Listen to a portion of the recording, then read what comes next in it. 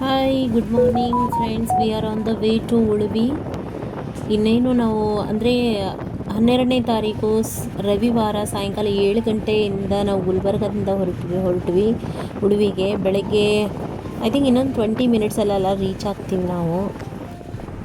ಉಳುವಿ ಚನ್ನಬಸವೇಶ್ವರ ದೇವಸ್ಥಾನವು ದಾಂಡೇಲಿಯಿಂದ ಸುಮಾರು 11 ಕಿಲೋಮೀಟರ್ ಸಾಗಿದರೆ ಕಾಳಿ ನದಿಯನ್ನು ದಾಟಿ ಈ ಸುಂದರ ಕ್ಷೇತ್ರವನ್ನು ತಲುಪಬಹುದು. ಉಳುವಿ ಚನ್ನಬಸವೇಶ್ವರ ದೇವಸ್ಥಾನವು ಉತ್ತರ ಕನ್ನಡ ಜಿಲ್ಲೆಯ ಜೋಯಿಡಾ ತಾಲೂಕಿನ ಪಶ್ಚಿಮ ಘಟ್ಟಗಳ ದಟ್ಟಾರಣ್ಯದಲ್ಲಿದೆ. ಬೆಳಿಗ್ಗೆ ರೀಚ್ ಆದ ತಕ್ಷಣ ಫ್ರೆಶ್ ಆಗಿ ನಾವು ಇವಾಗ ದಾಸೋಹ ನಿಲಕ್ಕೆ ಹೋಗ್ತಾ ಇದ್ದೇವೆ. ಅಂದರೆ ನಿನ್ನೆ ಸಾಯಂಕಾಲ ಬಿಟ್ವಿ ನಾವು ಗುಲ್ಬರ್ಗದಿಂದ. ಮಾರ್ನಿಂಗ್ ರೀಚ್ ಆದ್ವಿ ಉಳುವಿಗೆ 8:30ಗೆ. ಇವಾಗ ಸ್ನಾನ ಫ್ರೆಶ್ ಆಗಿ ಬೆಳಗಿನ ಉಪಹಾರದಲ್ಲಿ ಉಪ್ಪಿಟ್ಟಿತ್ತು ಫ್ರೆಂಡ್ಸ್. ಉಪ್ಪಿಟ್ಟು ಮತ್ತು ಚಹಾ ಇತ್ತು. ಪ್ರಸಾದ ತಗೊಂಡು ನಾವು ಇವಾಗ ದೇವರ ದರ್ಶನಕ್ಕೆ ಹೋಗ್ತಾ ಇದ್ದೀವಿ. ಚನ್ನಬಸವಣ್ಣನವರ ಐಕ್ಯ ಮಂಟಪ ಪ್ರಮುಖ ಲಿಂಗಾಯತ ಪುಣ್ಯಕ್ಷೇತ್ರವಾಗಿದೆ. ಇಲ್ಲಿನ ವಾತಾವರಣ, ನೈಸರ್ಗಿಕ ಗುಹೆಗಳು ಮತ್ತು ವಾರ್ಷಿಕ ಜಾತ್ರೆಗೆ ಹೆಸರುವಾಸಿಯಾಗಿದೆ. ಇಲ್ಲಿ ಪ್ರಖ್ಯಾತ ಚನ್ನಬಸವೇಶ್ವರ ದೇವಸ್ಥಾನ ಏನಿದೆಯಲ್ಲ, ಇದು ಕಾರವಾರದಿಂದ ಸುಮಾರು 75 ಕಿಲೋಮೀಟರ್ ದೂರದಲ್ಲಿದೆ. ಉಳುವಿ ಲಿಂಗಾಯತ ಜನರ ಒಂದು ಪವಿತ್ರ ಪುಣ್ಯಕ್ಷೇತ್ರ ಅಂತಲೇ ನಾವು ಹೇಳ್ಬೋದು.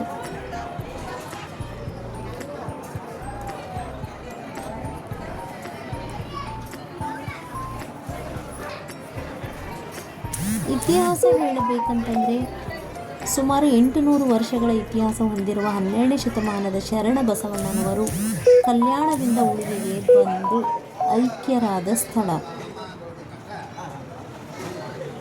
ಉಳುವಿ ಚನ್ನಬಸವೇಶ್ವರ ವಾರ್ಷಿಕ ಜಾತ್ರೆಯು ರಾಜ್ಯಾದ್ಯಂತ ಸಾವಿರಾರು ಭಕ್ತರನ್ನು ಆಕರ್ಷಿಸುತ್ತದೆ ಅಂತ ಹೇಳಿದರೆ ತಪ್ಪಾಗಲಾರದು.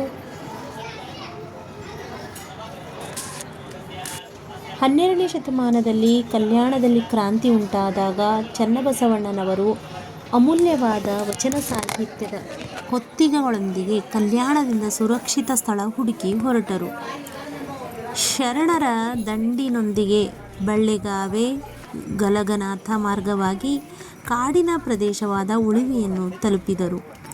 ಶರಣರು ಇಲ್ಲಿ ಬಂದು ಉಳಿದುಕೊಂಡಿದ್ದರಿಂದ ಈ ಸ್ಥಳಕ್ಕೆ ಉಳುವಿ ಎಂದು ಹೆಸರು ಬಂತು. ಉಳುವಿಯಲ್ಲಿ ಶರಣರೊಂದಿಗೆ ಧರ್ಮ ಪ್ರಚಾರ ಕೈಗೊಂಡು ಕೆಲ ಕಾಲದ ನಂತರ ಇಲ್ಲಿಯೇ ಲಿಂಗೈಕ್ಯರಾದರು. ಈ ಸ್ಥಳದ ಮಹತ್ವ ಏನಂದರೆ, ಉಳುವಿಯಲ್ಲಿ ಚನ್ನಬಸವೇಶ್ವರರ ಸಮಾಧಿ, ಅಕ್ಕನಾಗಮ್ಮನ ಗುಹೆ, ರುದ್ರಾಕ್ಷಿ ಮಂಟಪ ಮತ್ತು ವಿಭೂತಿ ಕಣವೆ ಮುಂತಾದ ಪವಿತ್ರ ಸ್ಥಳಗಳಿವೆ. ಪ್ರತಿ ವರ್ಷ ಉಳುವಿಯಲ್ಲಿ ಅದ್ಧೂರಿ ಚನ್ನಬಸವೇಶ್ವರರ ಜಾತ್ರೆ ನಡೆಯುತ್ತದೆ. ಸಾವಿರಾರು ಭಕ್ತರು ಸೇರಿರುತ್ತಾರೆ.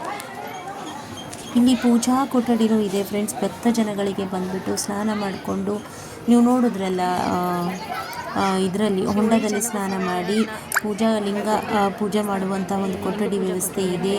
ಇರಲಿಕ್ಕೆ ನಿಮಗೆ ದೇವಸ್ಥಾನದ ವತಿಯಿಂದ ಯಾತ್ರಿ ನಿವಾಸ ಅಂದರೆ ಗೃಹಗಳು ಅಂದರೆ ವಸತಿ ಗೃಹಗಳು ಸಹ ಇದ್ದಾವೆ.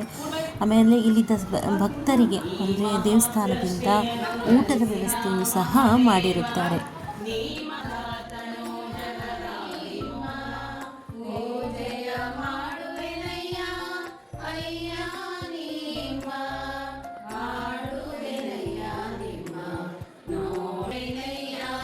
ನಾವು ಇಲ್ಲಿ ಪೂಜೆ ಮಾಡಿಕೊಂಡು ಚನ್ನಬಸವಣ್ಣನವರ ವಚನಗಳನ್ನು ಪಠನೆ ಮಾಡ್ತಾ ಇದ್ದೇವೆ. ತುಂಬ ಒಂದು ಅದ್ಭುತವಾದಂಥ ಅನುಭವ ಅಂತಲೇ ನಾನು ಹೇಳ್ಬೋದು. ನಿರಂಧವಿಲ್ಲದಂದು ಕೂಡಲ ಚನ್ನ ಸಂಗನಲ್ಲಿ ಬಸವಣ್ಣನೊಬ್ಬನೇ ಉದಯವಾಗಿದ್ದನು. ಆತನ ವಿದ್ಯಾ ಬುದ್ಧಿಯಿಂದ ಹುಟ್ಟಿದಾತ ಬಹು, ಆತನ ಶಾಂತಿ ಶರಣೆಯಿಂದ ಹುಟ್ಟಿದಾತ ವಿಷ್ಣು, ಆತನ ಕೋಪ ಕ್ರೋಧದಿಂದ ಹುಟ್ಟಿದಾತ ರುದ್ರ. ಈ ಮೂವರು ಪೀಠವಂತಿ ಇರಲಿ. ಈ ತತ್ವ ತ್ರಯಗಳಿಗೆ ತಾನೇ ಕಾರಣವಾಗಿಪ್ಪ ಆ ಶರಣ ನಿಲವನರಿದು ಶರಣನೆತ್ತುದೇನು ಕೂಡಲ ಚನ್ನ ಸಂಗಮದೇವ. ಉಳುವಿ ಚನ್ನಬಸವಣ್ಣನವರ ಗದ್ಗೆ ಜೀವಂತ ಸಮಾಧಿ ಆಗಿರುವಂತಹ ಒಂದು ಗದ್ಗೆ ನಾನು ಹೇಳಿ ತೋರಿಸ್ನಲ್ಲ ವಿಡಿಯೋ ಅದು. ಇಲ್ಲಿ ಭಕ್ತಾದಿಗಳಿಗೆ ಬಂದು ಇರುವವರಿಗೆ ಇಲ್ಲೇನಿದೆ ಅಂದರೆ ಇರ್ಲಿಕ್ಕೆ ವ್ಯವಸ್ಥೆ ಇದೆ. BS ಚನ್ನಬಸಪ್ಪ ವಸತಿ ಗೃಹ ಅಂತ.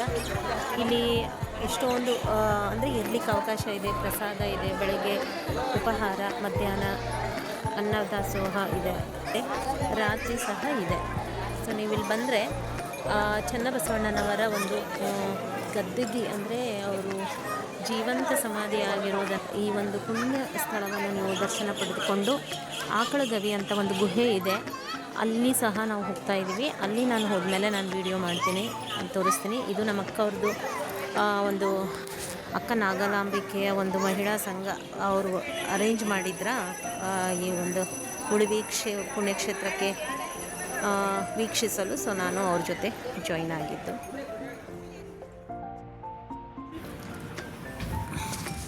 ದೇವಸ್ಥಾನದಲ್ಲಿ ತೆಗೆದುಕೊಂಡಿರುವ ಕೆಲವೊಂದು ಫೋಟೋಸ್ಗಳಿದೆ ಫ್ರೆಂಡ್ಸ್. ಇದು ಆದ ನಂತರ ನಾವು ಆಕಳಗವಿಗೆ ಹೋಗ್ತಾ ಇದ್ವಿ. ಸೊ ಇದು ಆಗಿತ್ತು ವಿಡಿಯೋ. ಬೆಳಗ್ಗೆ ನಾವು ರೀಚ್ ಆದಮೇಲೆ ಫ್ರೆಶ್ ಅಪ್ ಆಗಿ ದೇವಸ್ಥಾನದ ದರ್ಶನ ಮಾಹಿತಿ. ಸೊ ನಿಮಗೆ ಹೇಗೆ ಅನಿಸ್ತು ಅಂತ ನನಗೆ ಹೇಳಬೇಕು. ಇಷ್ಟ ಆದರೆ ಲೈಕ್ ಮಾಡಿ, ಶೇರ್ ಮಾಡಿ, ಕಮೆಂಟ್ ಮಾಡಿ. ಸೊ ಮುಂದಿನ ಆಕಳಗವಿಗೆ ನಾವು ಹೋಗಬೇಕಾಗಿದೆ. ಪಯಣ ಹೇಗಿತ್ತು, ಅಲ್ಲಿನ ಪ್ರವಾಸ ಹೇಗಿತ್ತು, ಅನುಭವ ಹೇಗಿತ್ತು ಅನ್ನೋದನ್ನು ಖಂಡಿತ ನಾನು ಆ ವಿಡಿಯೋದಲ್ಲಿ ಒಂದು ಬಿಡಲಾರ್ದಂಗೆ ಹಾಕೋಣ ಅಂತ ಟ್ರೈ ಮಾಡಿದ್ದೀನಿ. ಸೊ ದಯವಿಟ್ಟು ನೋಡಿ, ನನ್ನನ್ನು ಪ್ರೋತ್ಸಾಹಿಸಿ. ನನ್ನ ಫಸ್ಟ್ ಟೈಮ್ ನಾನು ಒಂದು ಪ್ರವಾಸದ ಒಂದು ವಿಡಿಯೋಗಳನ್ನು ಮಾಡುವಂಥ ಒಂದು ಹವ್ಯಾಸ ಇಟ್ಕೊಂಡಿದ್ದು, ಅದು ಹೇಗೆ ಬಂದಿದೆ ಅನ್ನೋದು ನಿಮ್ಮ ಮುಖಾಂತರ ಗೊತ್ತಾಗಬೇಕು ನನಗೆ. ಸೊ ಧನ್ಯವಾದಗಳು ಫ್ರೆಂಡ್ಸ್. ನೆಕ್ಸ್ಟ್ ವಿಡಿಯೋ ಆಕಳಗವಿಗೆ ನಾವು ಹೋಗ್ತಾ ಇರೋದನ್ನು ನೀವು ನೋಡ್ತೀರಾ.